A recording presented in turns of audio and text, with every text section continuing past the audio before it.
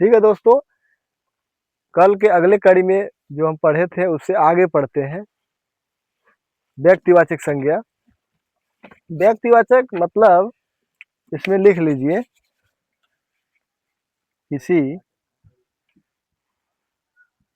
किसी व्यक्ति,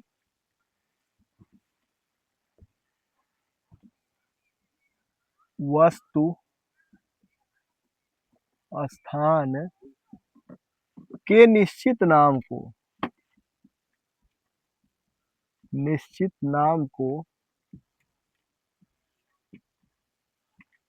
व्यक्तिवाचक संज्ञा कहते हैं।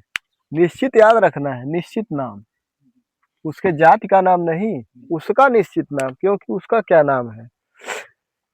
जैसे हमारे जात का क्या नाम है, मनुष्य, लेकिन हमारा निश्चित नाम क्या है, विजय। समझ में आ रहा है ना।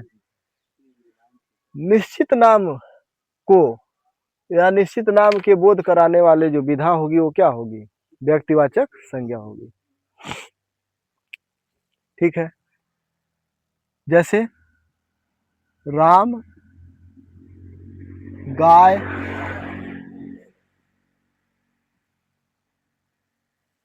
दिल्ली, हिमालय। राम, गाय, दिल्ली, हिमालय इत्यादि। अब उदाहरण तो अनंत हो सकते हैं, क्योंकि संसार क्या है, अनंत है, कोई अंत नहीं है संसार का। उदाहरण पे मत जाइए, बस कॉन्सेप्ट पे जाइए। ठीक है, अब जो पॉइंट बताया था कि पकड़ना कैसे है, तो पहला पॉइंट लिखिए, हाँ, व्यक्तिवाचक संज्ञा सदैव एक वचन होती है।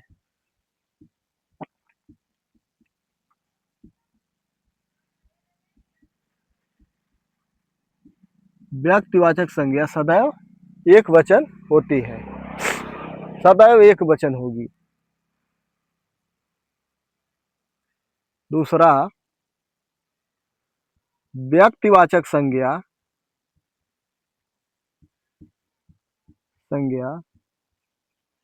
अनित्य होती है। अनित्य होती है।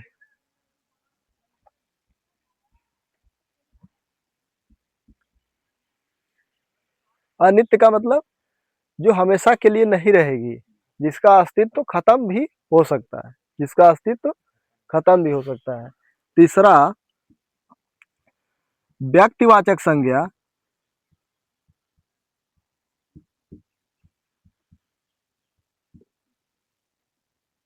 अनंत होती है।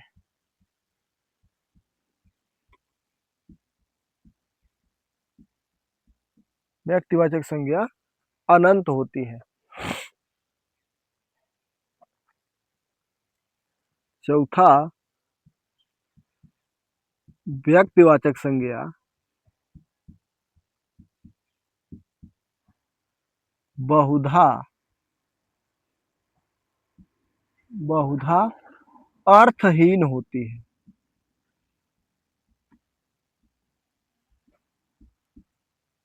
अर्थहीन होती है। कल इसी पॉइंट को हम लोग डिस्कस किए थे, आज वही पॉइंट क्या किए हैं, लिख ले रहे हैं। व्यक्तिवाचक संज्ञा सदैव एक वचन होती है। राम है, राम को रामे नहीं लिख सकते हैं। दिल्ली है, दिल्लियां नहीं लिख सकते हैं। हिमालय है, हिमालय नहीं लिख सकते हैं। अब देखिए, गाय, गाय लिख सकते हैं, गाय को गाय लिख सकते हैं ना। तो गाय क्या है, जातिवाचक भी है। गाय क्या है, जातिवाचक है, जातिवाचक है। देखिए, अगर पशु के हिसाब से देखेंगे तो व्यक्तिवाचक होगी, लेकिन गाय की भी तो कई वैरायटी होती है। गाय की भी कई वैरायटी होती है, देसी गाय, जर्सी गाय, नील गाय, मतलब कई प्रकार की गाय होती है। तो गाय को इसीलिए गाय लिख देते हैं। तो एग्जाम में अगर गाय पूछेगा तो पहली प्राथमिकता देना है जाति पे, लेकिन पशु के संदर्भ में गाय क्या है, पशु के संदर्भ में गाय व्यक्ति है, लेकिन गाय का प्रकार भी होता है। तो संदर्भ में देखना होता है। जैसे कुत्ता, कुत्ते लिख लेंगे, कुत्ता को कुत्ते लिख सकते हैं। तो कुत्ता कुत्ता कई प्रकार के होते हैं, कुत्ता कई प्रकार के होते हैं, लेकिन पशु के संबंध में कुत्ता क्या होगा, जाति होगा, सॉरी व्यक्तिवाचक होगा। और वैसे अगर कुत्ता देखा जाएगा तो जाति भी हो सकता है, क्योंकि कुत्ते के भी कई प्रकार होते हैं। उसी तरह से घोड़ा, घोड़ा घोड़े हो जाते हैं, घोड़ा घोड़े हो जाएंगे। तो ऐसे देखना है, व्यक्तिवाचक संज्ञा सदैव एक वचन होती है, सदैव क्या होगी, एक वचन होगी। जो बहुवचन अगर बनाई जा सकती है वो जाति भी हो सकती है, बहुवचन बनाया जा सकता है। जैसे गाय गायें, कुत्ता कुत्ते जातिवाचक, घोड़ा घोड़े जाति हो जाएगा। लेकिन राम को रामे नहीं लिख सकते हैं, राम को रामे नहीं लिख सकते हैं, हिमालय को हिमालयों नहीं लिख सकते हैं, दिल्ली को दिल्लियां दिल्ली नहीं लिख सकते हैं, ठीक है ना। व्यक्तिवाचक संज्ञा अनित्य होती है, अनित्य मतलब जो खत्म हो सकती है। गाय का अस्तित्व खत्म हो सकता है, जैसे डायनासोर खत्म हो गए, नदी में सरस्वती थी खत्म हो गई, खत्म हो सकता है दिल्ली शहर खत्म हो जाए। हिमालय पर्वत है, जैसे अरावली खत्म हो रही है, उसी तरह से हो सकता है हिमालय क्या हो जाए, खत्म हो सकता है, लेकिन उसकी जाति कभी नहीं खत्म होगी। व्यक्तिवाचक संज्ञा अनंत होती है। मनुष्य, मनुष्य एक ही है, मनुष्य उत्पन्न हुआ, लेकिन उसके प्रकार, उसके नाम बहुत हैं। मनुष्य के नाम क्या है, बहुत ही है। पशु एक ही है, लेकिन पशु के प्रकार क्या है, अनेकों हैं, ठीक है। व्यक्तिवाचक संज्ञा बहुधा अर्थहीन होती है। जैसे किसी का नाम श्याम है, श्याम है, तो श्याम का अर्थ क्या होता है, हाँ, कृष्ण वाला श्याम। लेकिन श्याम का मतलब जो सांवले रंग का हो उसे श्याम कहते हैं, जो बादल के समान हो वह श्याम है। लेकिन हो सकता है गोरे व्यक्ति का नाम श्याम रख दिया जाए। तो नाम क्या है, अर्थ नहीं है, उसका अर्थहीन है। तो नाम व्यक्तिवाचक है, और व्यक्तिवाचक क्या होगा, अर्थहीन होती है। तो इन्हीं चार में आप देखेंगे हर एक उदाहरण क्या हो जाएगा, क्लियर हो जाएगा। इन्हीं चार को याद रखेंगे। अब आगे लिखिए जातिवाचक, दूसरा लिखिए जातिवाचक।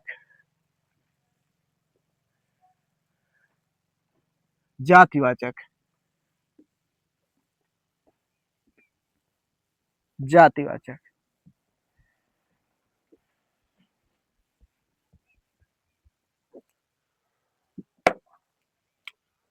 देखिए, किसी जातिवाचक किसी व्यक्ति वस्तु स्थान, किसी व्यक्ति वस्तु स्थान के जाति का बोध कराने के लिए जाति का बोध कराने वाली विधा, कराने वाली विधा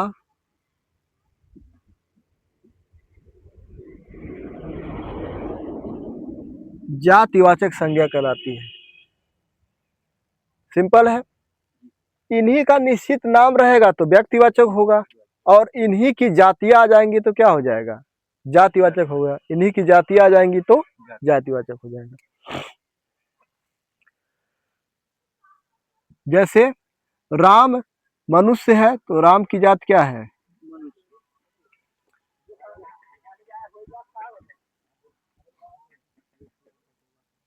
राम नाम है, इसकी जाति क्या है, मनुष्य। घोड़ा नाम है, इसकी जाति क्या है, पशु, इसकी जाति क्या है, पशु।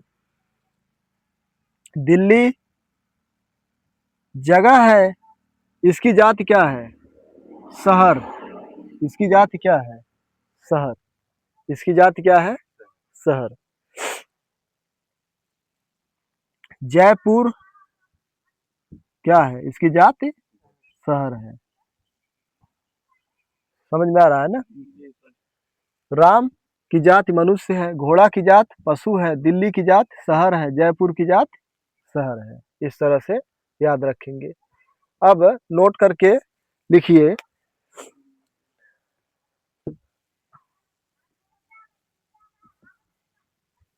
नोट करके क्या लिखेंगे, पहला लिखेंगे जातिवाचक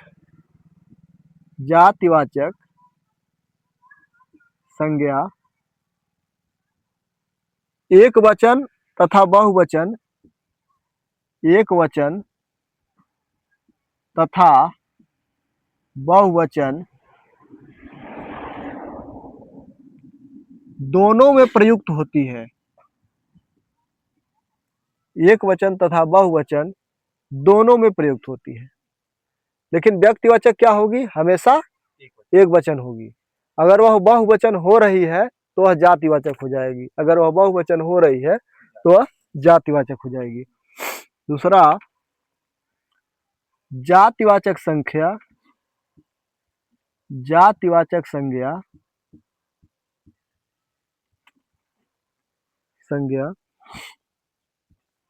एक होती है।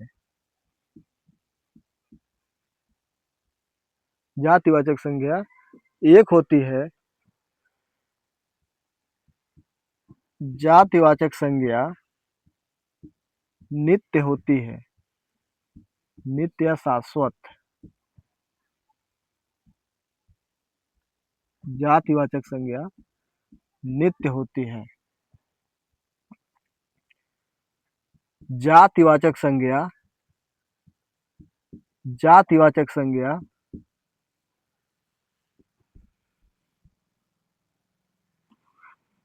बहुधा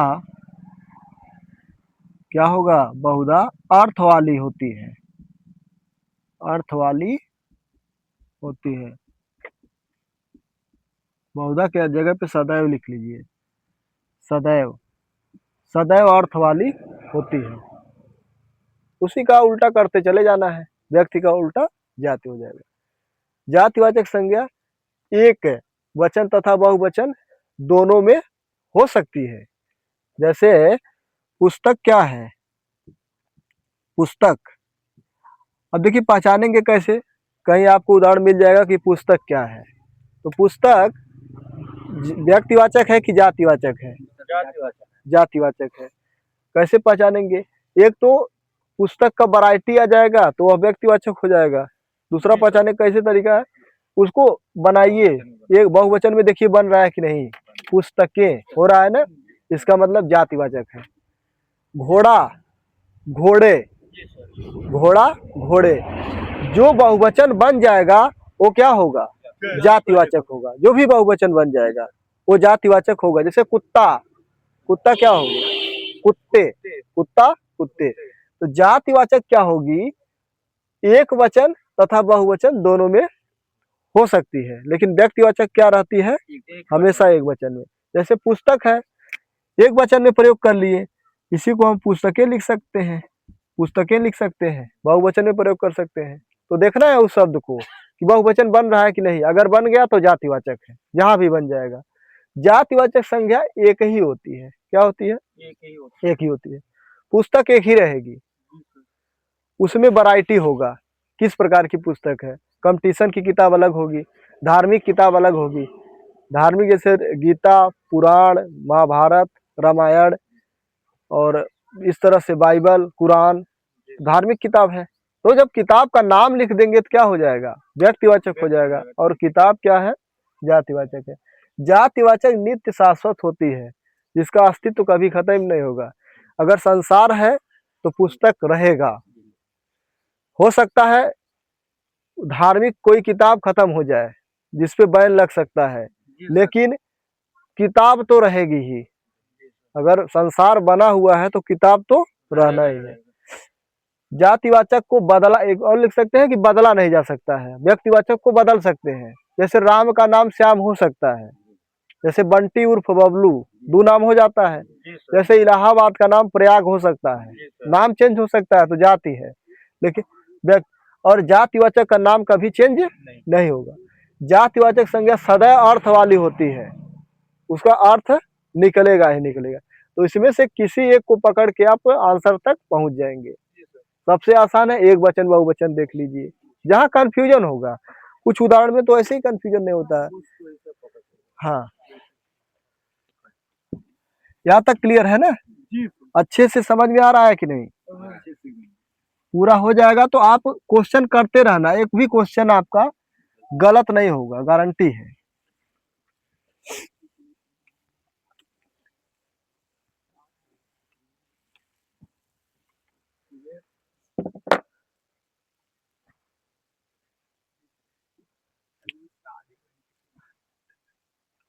सुनना सुनना है लेकिन उसको बैठाना भी है। भाववाचक, भाववाचक संज्ञा। इससे पहले एक चीज लिख सकते हैं, चलिए पहले छोड़िए, भाववाचक संज्ञा। तो क्या हो जाएगा, भाव का बोध कराने वाली, भाव का बोध कराने वाली विधा, भाव का बोध कराने वाली विधा।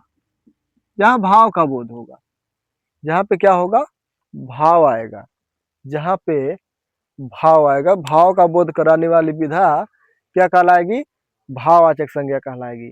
भाव का बोध कराने वाली विधा भाववाचक संज्ञा कहलाती है। अब दो प्रकार की होती है, एक होती है मूल भाववाचक, एक होता है यौगिक भाववाचक। मूल और यौगिक में क्या अंतर है, मूल होगा जो रूढ़ शब्द होता है, रूढ़ शब्द होता है जिसमें किसी प्रत्यय का प्रयोग नहीं होगा, वो मूल होता है। और एक होता है यौगिक, जिसमें प्रत्यय का प्रयोग होता है, जिसमें क्या होता है, प्रत्यय का प्रयोग होता है। अभी समझने के लिए, जैसे जैसे सुख है, दुख है, अच्छा है, सुख दुख है, क्रोध है, ये सब क्या है, भाववाचक है। क्योंकि ये दिखाई नहीं देंगे, दिखाई नहीं देंगे, ये खाली महसूस कर सकते हैं, कल्पना कर सकते हैं, फील कर सकते हैं, ये दिखाई नहीं देगा। हाँ, सुखी व्यक्ति दिखाई देगा, उसके चेहरे के भाव से हम पता चल जाएगा कि सुख, उसको सुख है कि दुख है। सुख रहेगा तो उसका चेहरा खिला हुआ रहेगा, दुखी रहेगा तो उसका चेहरा क्या होगा, मुरझाया हुआ रहेगा। लेकिन वह व्यक्ति दिख रहा है, लेकिन वो चीज नहीं दिख रही है।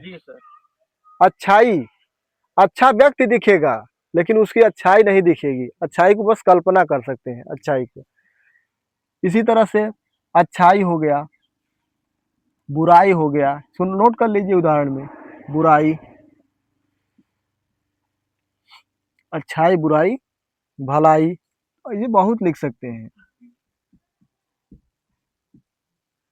सुखी, दुखी, क्रोधी, लोभी, लालची, हाँ, कुछ भी लिख सकते हैं जो हम महसूस कर सकते हैं, जिसको जिसको हम छू नहीं सकते हैं, जिस जो भाव को व्यक्त करे, इत्यादि। शब्द तो अनेक हैं। हाँ, हाँ, स्वप्न, स्वप्न भी हो जाएगा, क्योंकि स्वप्न को हम देख नहीं सकते हैं।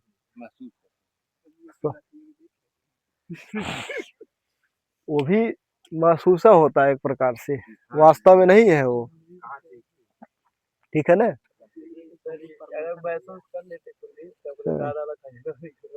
ठीक है, ठीक। अब एक चीज देखिए, कंफ्यूजन कहाँ होता है, एग्जाम में एक उदाहरण देगा, मान लीजिए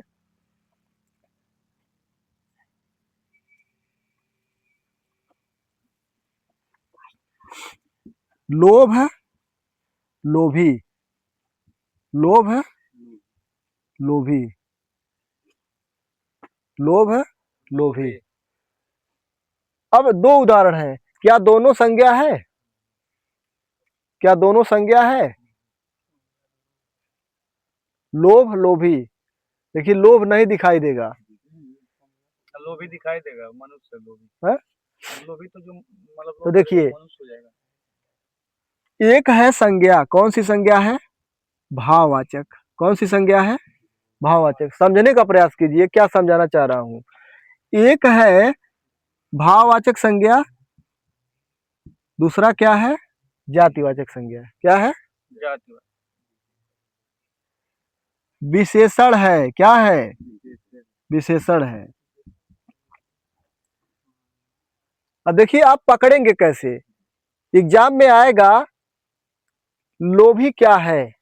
लोभी, पहला ऑप्शन रहेगा भाववाचक संज्ञा, दूसरा रहेगा विशेषण, तीसरा दे देगा सर्वनाम, चौथा दे देगा मान लीजिए अव्यय। चौथा दे दिया क्या?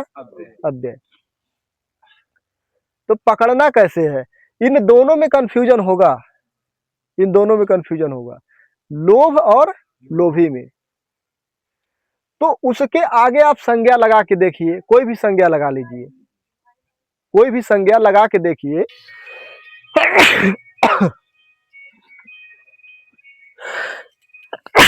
काटे बड़ी का हो।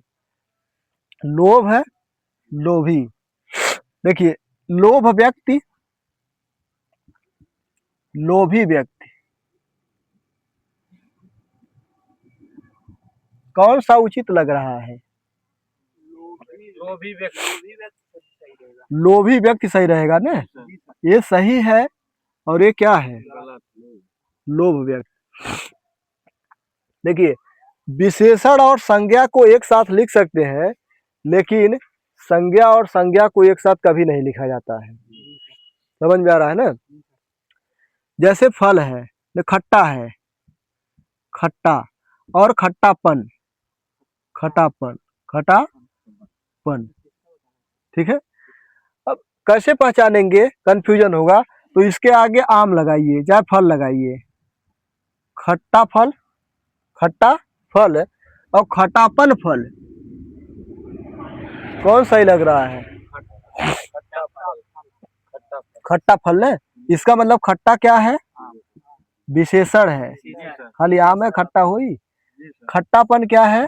संज्ञा है। कौन सी संज्ञा? भाववाचक संज्ञा। तो विशेषण और भाववाचक संज्ञा में अंतर आप समझ गए? कैसे निकालेंगे? उसके आगे संज्ञा लगाएंगे, उसके आगे संज्ञा लगाएंगे। जैसे लोभ और लोभी था, तो लोभ व्यक्ति गलत हो गया, लोभी व्यक्ति गलत हो गया, सही हो गया। जैसे अच्छा, अच्छाई, अच्छा क्या है? बोलिए, अच्छा क्या है? विशेषण। अच्छा व्यक्ति हो जाएगा, अच्छाई व्यक्ति नहीं होगा। बुरा, बुराई। सुंदर, सौंदर्य। मधुर, मधुरता। रावण, रावणता। रावण क्या है? संज्ञा है। उसका जो अहंकार है, उसका जो कृत्य है वो रावणता है, उसका कृत्य है रावणता है। रावण। मधुर फल, मधुर फूल, मधुर बाणी, लेकिन माधुर्य बाणी नहीं होगा, माधुर्य बाणी नहीं होगा। तो अंतर समझ में आ गया? तो इसको भी नोट कर लिया जाए, क्योंकि आज तो आपको समझ में आ गया, नोट नहीं रहेगा तो कल निकल जाएगा।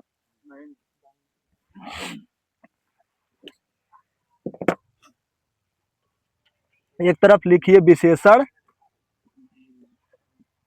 एक तरफ लिखिए विशेषण, एक तरफ लिखिए भाववाचक संज्ञा, भाववाचक संज्ञा।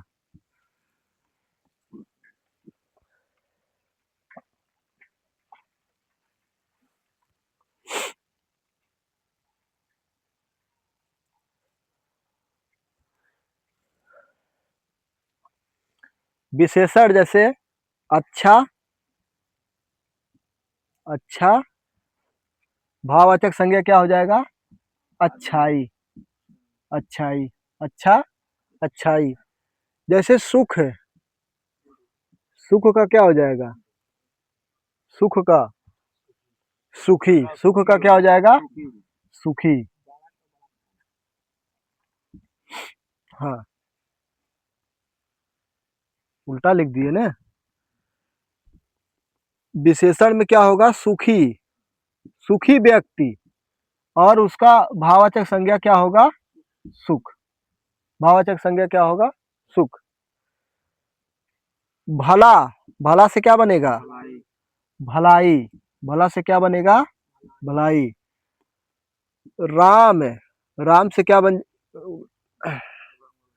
राम, राम संज्ञा है, राम से विशेषण क्या बनेगा? रामत्व। राम से क्या बनेगा? रामत्व। उसके रामत्व को मैंने देखा, मतलब उसके अच्छे गुण को देखा। सुंदर, सुंदर, सुंदर, सुंदरता, सुंदरता। तो अनेकों उदाहरण हैं। मधुर, माधुर्यता, मधुरता। रावण, रावणता। ठीक है। ईश्वर, ईश्वर का क्या बनेगा? ऐश्वर्य, ऐश्वर्य। ईश्वर में यह प्रत्यय जोड़ेंगे तो क्या बन जाएगा? ऐश्वर्य बन जाएगा। ईश्वर में यह प्रत्यय जोड़ेंगे। तो मूल चीज आपको समझ में आया कि नहीं? विशेषण और भाववाचक में, क्योंकि एग्जाम में कंफ्यूजन होगा। अच्छा, अगर नहीं पहचान पाए तो आगे उसको एक संज्ञा लगाइए, व्यक्ति लगाइए। अच्छा व्यक्ति सही लग रहा है, अच्छाई व्यक्ति गलत लग रहा है। ठीक है। अब आगे लिखिए, एक तरफ लिख लीजिए मूल भाववाचक संज्ञा, एक तरफ यौगिक भाववाचक संज्ञा। मूल भाववाचक, मूल भाववाचक, एक तरफ लिखेंगे यौगिक भाववाचक।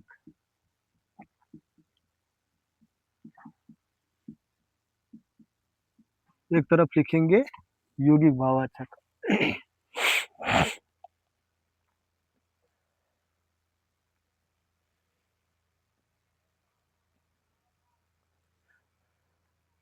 मूल तो समझ में आ रहा है, जैसे सुख हो गया, दुख हो गया, दुख हो गया, क्रोध हो गया,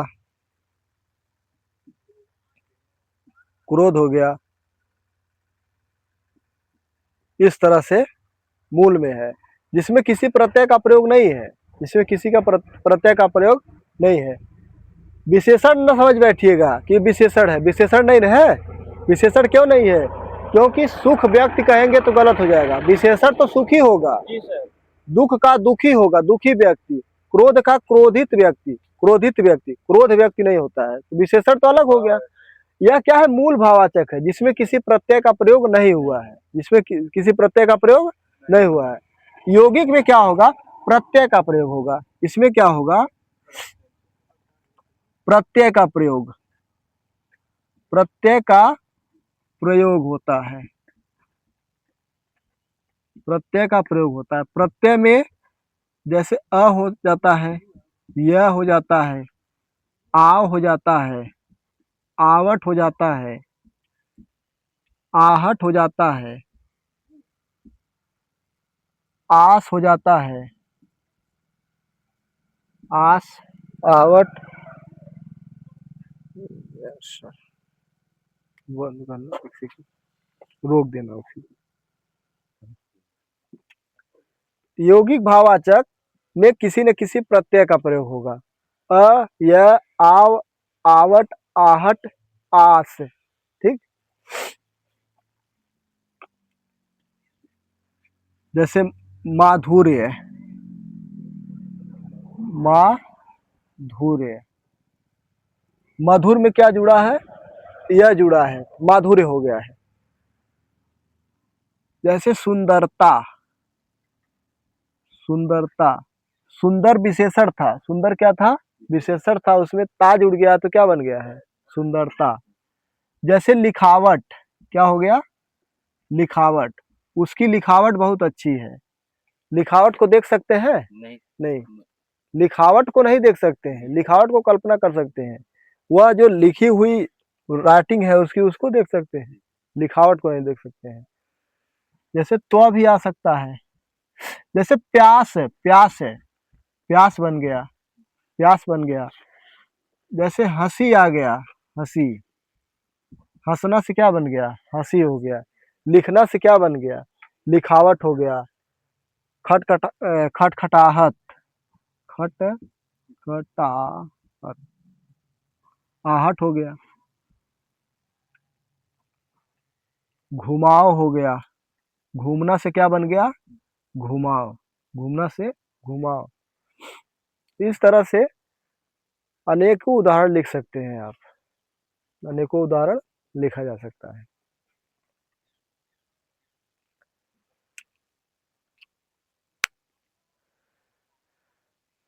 ठीक है दोस्तों, आज की क्लास को यहीं समाप्त करते हैं दोस्तों। दोस्तों मेरे चैनल को लाइक करिए, शेयर करिए, सब्सक्राइब करिए और ज़रूरतमंद को ज़रूर भेजिए। इसी के साथ मैं जय हिंद दोस्तों।